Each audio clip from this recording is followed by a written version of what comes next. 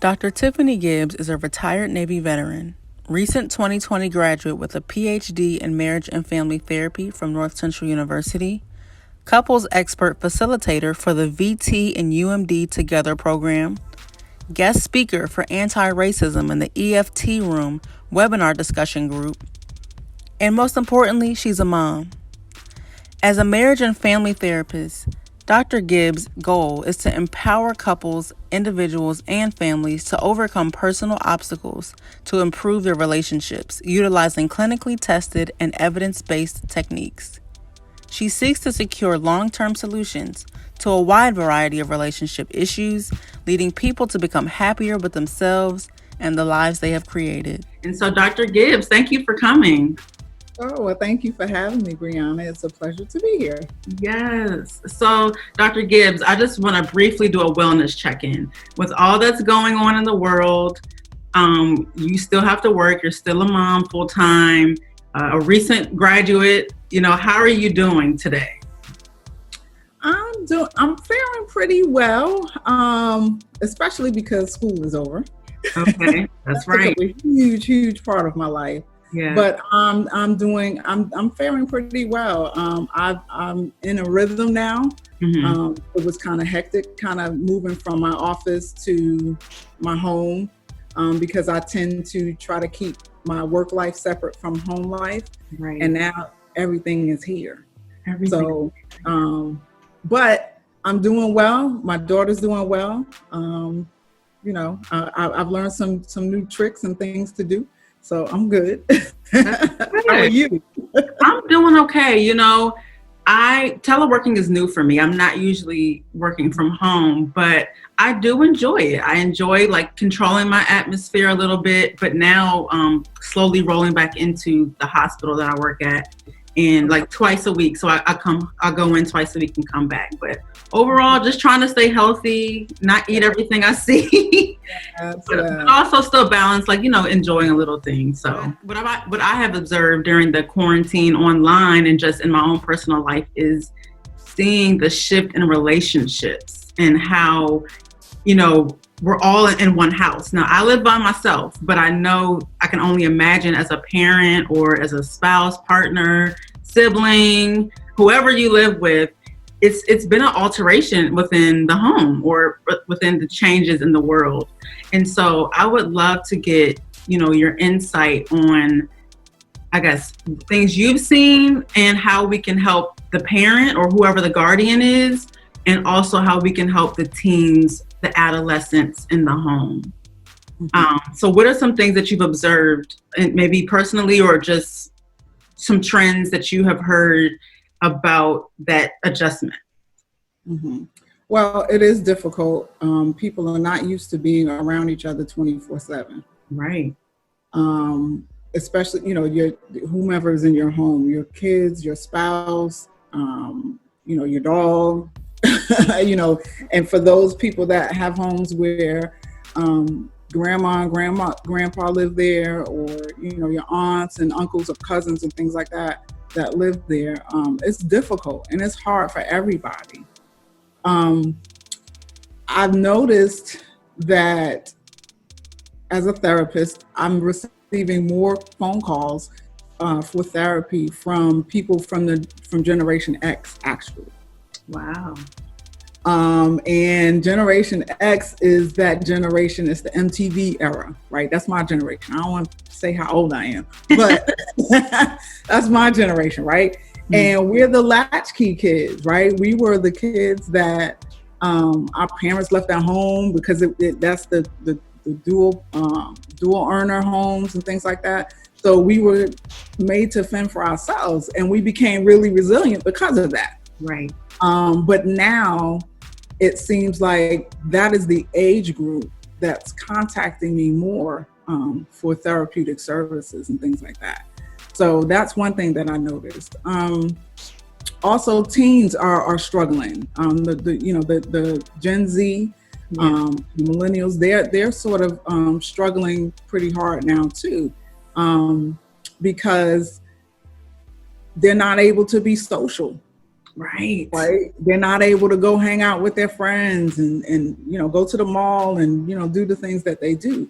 They're Yeah. not able to do that. So there's been an increase in anxiety. There's been an increase in depression.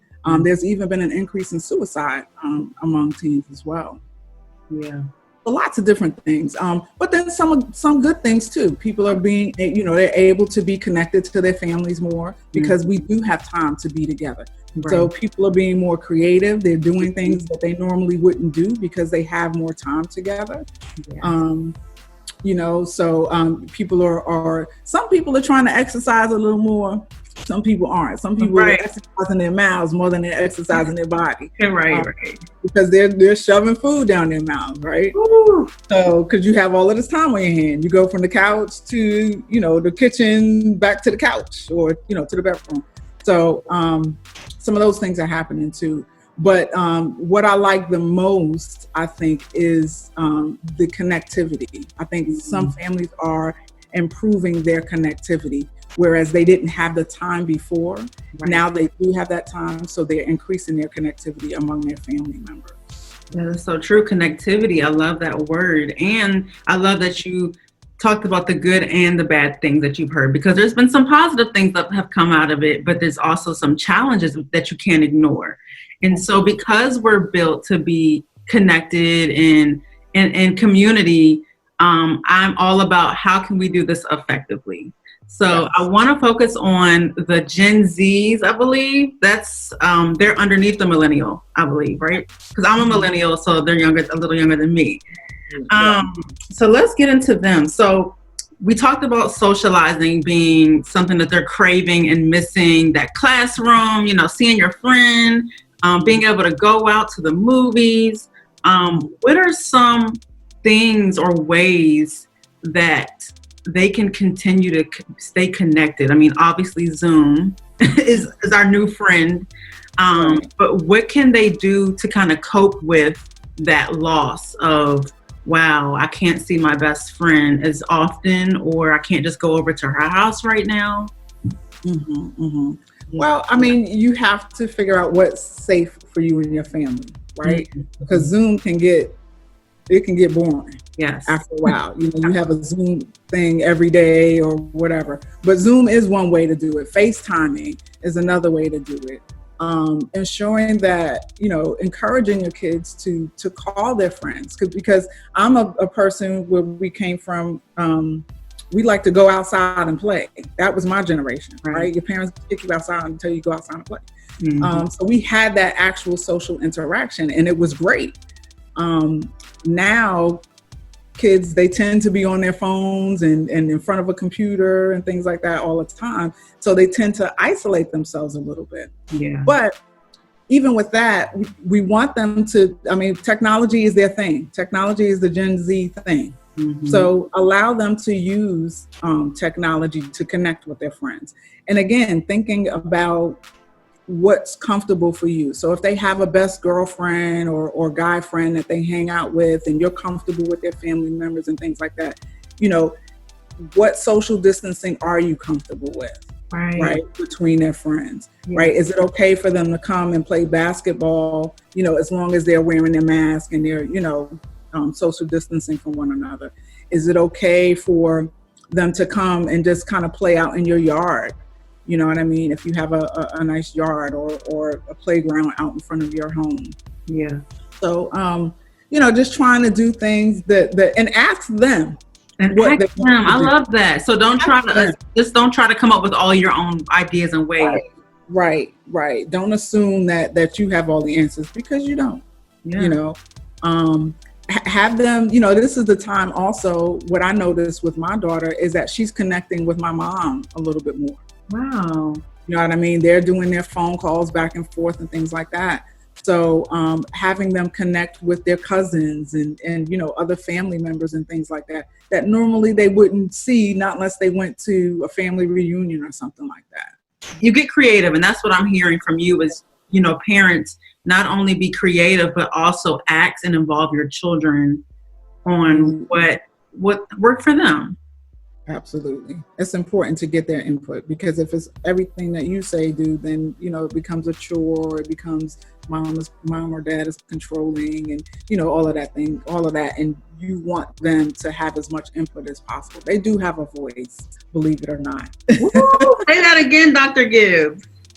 They do have a voice, and my daughter has one. But, yeah, they do have a voice, and, allow that. I want to pause on how to do that. How do parents include their children in the conversation or ask them things without, but still being the parent? What is that balance? Yes. Well, what I noticed, and I hate to keep referencing me and my daughter, but I dialogue with my daughter all the time. I want to come into her world. Now, she's a teenager. Right. So this is the age where they're trying to push away from their family. They're trying to push away from mom and dad. And, they're trying to find their own independence, their own individuality, their own identity. Yeah. And we can become parents, we can become overbearing in that, because we're like, oh no, my baby, where is she going? Right? But having a conversation with her is it includes her. It makes her feel valued. It makes her feel like she's, like I said before, everything is not about what mommy says, and I don't have all the answers. So, being able to dialogue with her and talk with her about what she's feeling, what she's thinking, getting into her world, like I'm not educated on Snapchat and all of these different things, right? So when she's on these apps and things like that on her phone, I'm asking her, what is that? What are y'all talking about? What are y'all doing? What's going on? How do you work this? How do you work that? So I can come into her world and help her to feel comfortable. You know what I mean? Yeah. And so when things happen outside of that, she's able to come back to me and talk to me about it. Right. So like I said, I want to give her that voice. She does have a voice. She does have an opinion. Right. Yeah. But at the same time, I'm the parent, like she's not in here controlling things, right. But you know what I mean? But I give her that opportunity so she knows, like when she becomes an adult, she's not afraid to voice her opinion. She's not afraid to say that, hey, to stand up for herself. Yeah. You know what I mean? So being able to allow her to have that voice and talk about her feelings and what's going on for her and what's happening. Like we talk about racism, we talk about COVID-19, we talk about school, we talk about all different kinds of things that are going on in the world today. And I try not to shield her from a lot. Yeah. But respective of her age, obviously. But I try to make her know, help her understand and know that she is valued, in her opinion. It does matter, and it is important. It's important to me. You know what I mean?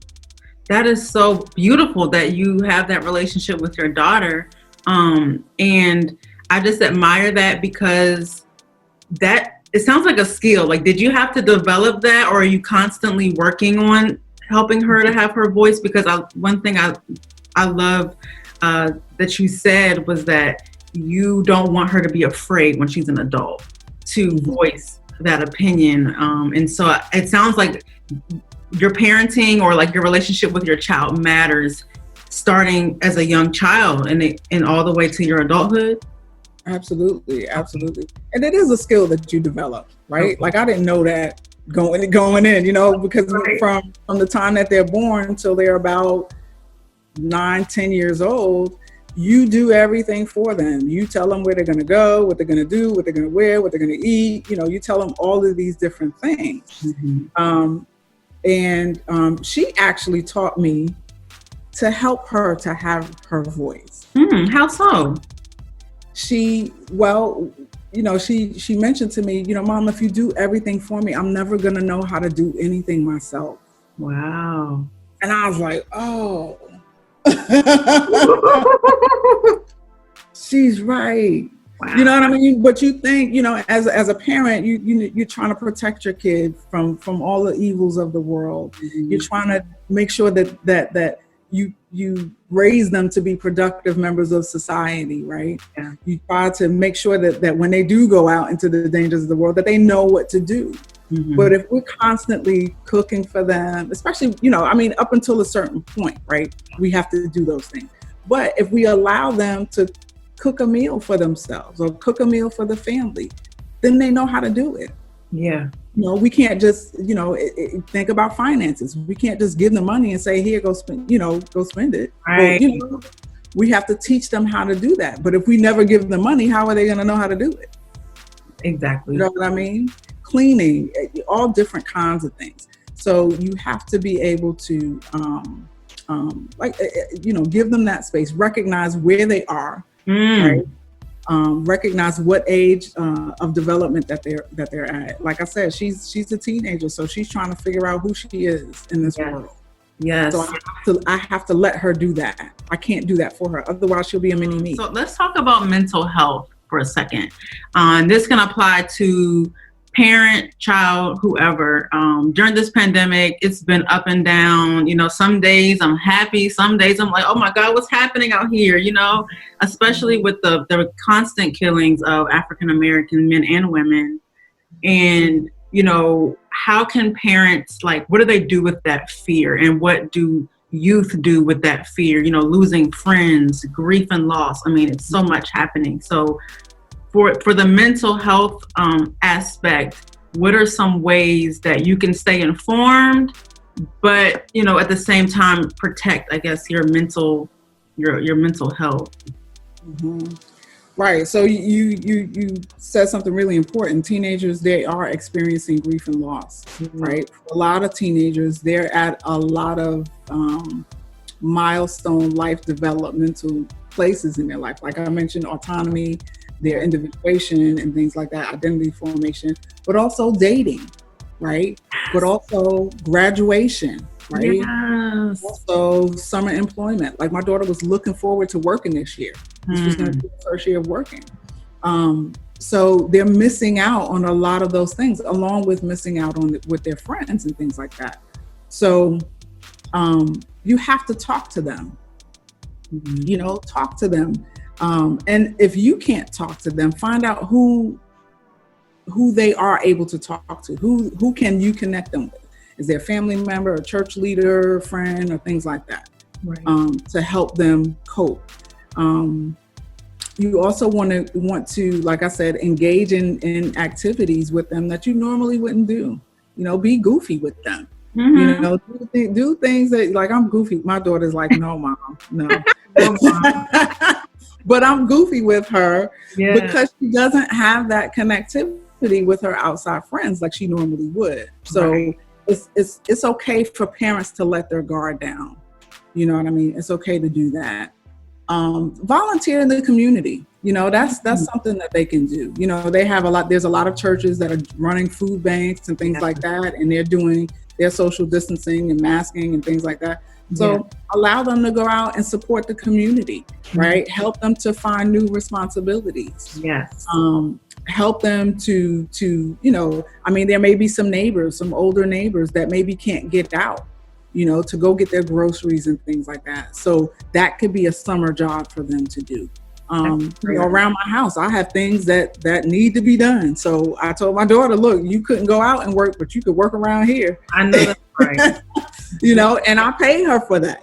She does these different things and I pay her because I'm also trying to teach her about the financial piece and things like that. So you work. If you don't work, you don't get paid. If you don't get paid, you don't eat. Right? So she wants to do the Starbucks and all these different things. Mm-hmm. Well, if you don't have any money, I'm sorry for you. You know what I mean? So helping them to find different activities, different family projects that you can do, like tie-dye is something that I found is a new thing. It's not new, but it's something that people are bringing back. Yeah. And it's the creativity of that. Mm-hmm. Right? Being able to see your shirt, your old shirts, get your old shirts and things like that. To be able to see those things transform is something that, it's calming, it's relaxing, you know what I mean? So they can have those, different activities and things like that to cope with. Also, like there's a bunch of apps. So like they like to be on their phone, right? So there's a bunch of apps that they can practice mindfulness. They can learn, different skills and things like that. Like they have a masterclass app. They have a fabulous app to keep them on a routine, to get them to try new and different things. What else do they have? That is awesome. So many of them out there. So many apps. I mean, what are some things that parents can prepare, or do you think even teaming with the schools, the teachers, what can parents do? Because it's stressful. You guys didn't, look at Toto in the back.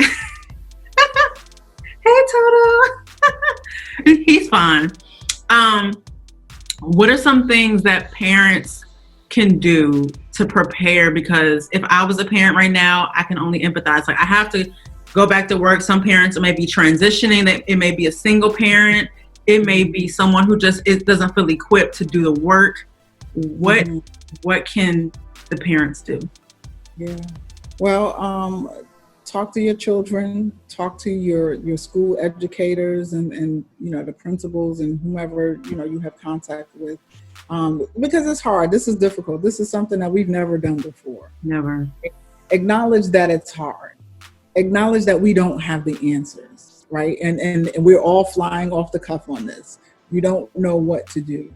So don't be afraid to ask questions. Don't be afraid to share your experience and what you're feeling, your anxieties, your concerns. Don't be afraid to share that with the teachers and the educators and things like that, or your spouse even, or your children even, right?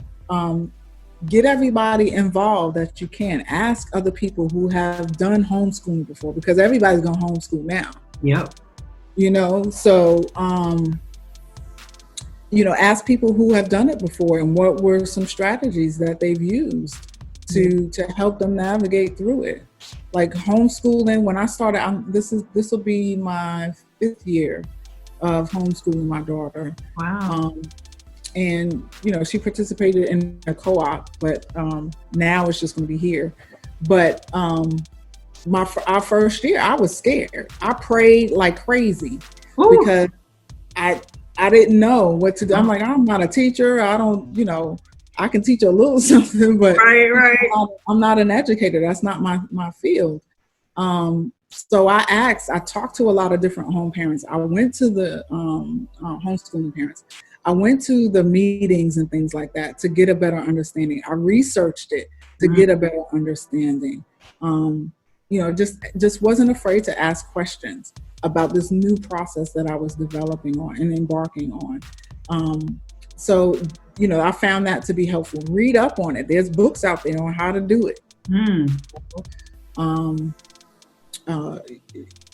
Talk things over with your spouse. If you have a spouse at home, talk things over. What's going to be best for us, right? I have lots of clients right now that are struggling with this. And they don't, some are even considering, quitting their jobs. They have 2 dual earner households, and some of their partners are saying, well, I think the best thing for us to do is for me to just leave my job. Wow. You know what I mean? Mm-hmm.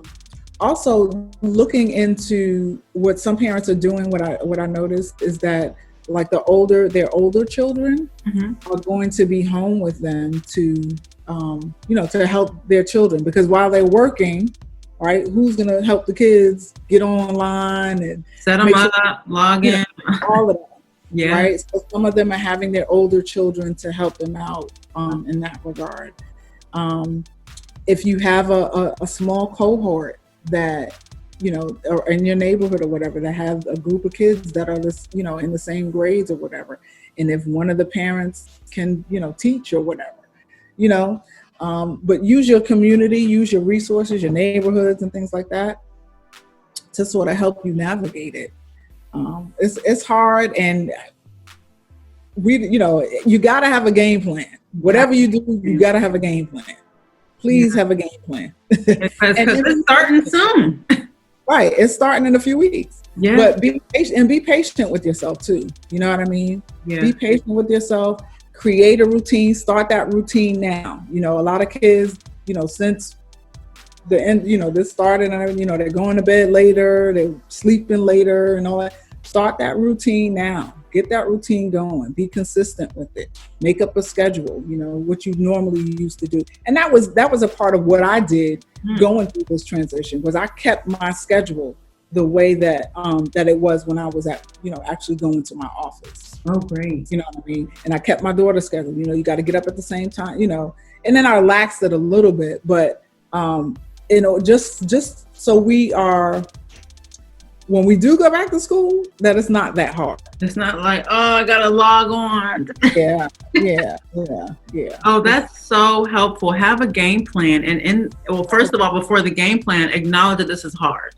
I love that you said that, because I'm all about humanity and like spirituality. Like, it's hard. Help me, Lord, Right. And create that game plan. Right. Yeah. Create a game plan and talk to a professional. Go seek some help. Come see me if you need to. And how can they contact you, Dr. Gibbs? They can go to my website, movingtheself.com. They can go there. I'm on Psychology Today.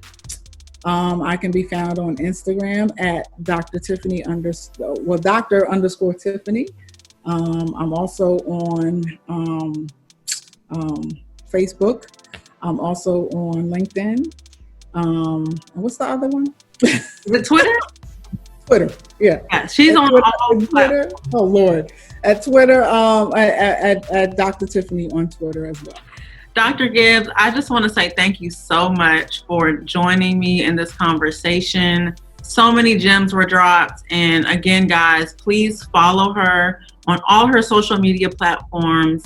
And if you need services from her, are you taking new clients, Dr. Gibbs? I am, but I am filling up quickly. Oh, so if you're trying to get in, you need to get in. Get in quickly. And are you doing virtual? Obviously. Yeah, all of my sessions are via telehealth, and I'm not for sure exactly when I'm going back into the office yet. At this point, probably not before the end of this year. Right. So yeah, if you're gonna contact me soon, because I'm filling up. Filling up.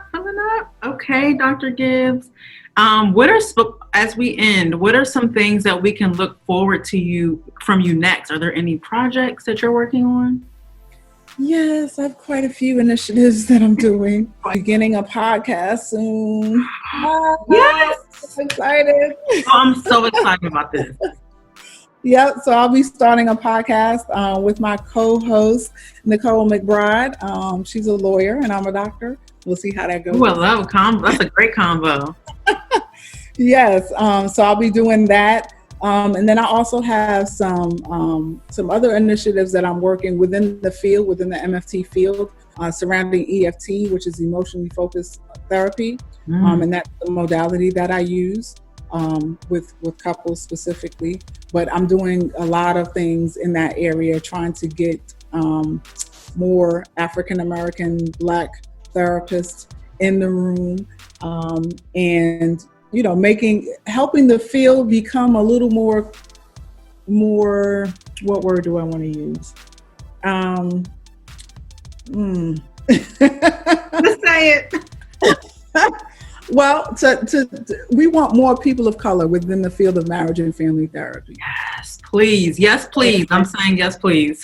Yes, and I'm working on several initiatives to try to make that happen. And I don't know where God is going to lead me in this, but He has led me to start this, to begin this journey, and I'm taking it full speed ahead. So we're trying to help eradicate racism. Right. Oh, that is so key, because at the end of the day, representation matters. Yes. I want to see you. I need to see you in these spaces, because it's funny. I work with one of my patients. She said, Miss Brianna, do you have? I want a doctor that looks like you. Mm-hmm. And I said, I'm sorry, sweetie, but we don't have any. And I hate that I had to tell her that. Yeah. So I love this initiative and that you're trailblazing this. And of course, I am praying for you, and I can't wait to see everything come to pass, especially this podcast. Absolutely. Look for me. I'll send you the information so Okay. you have, so you'll have it when we launch it. Awesome. But yeah, look for it soon. Okay. Thank you, Dr. Gibbs. Thank you. Talk to you later. All right. Take care. Bye. Bye-bye.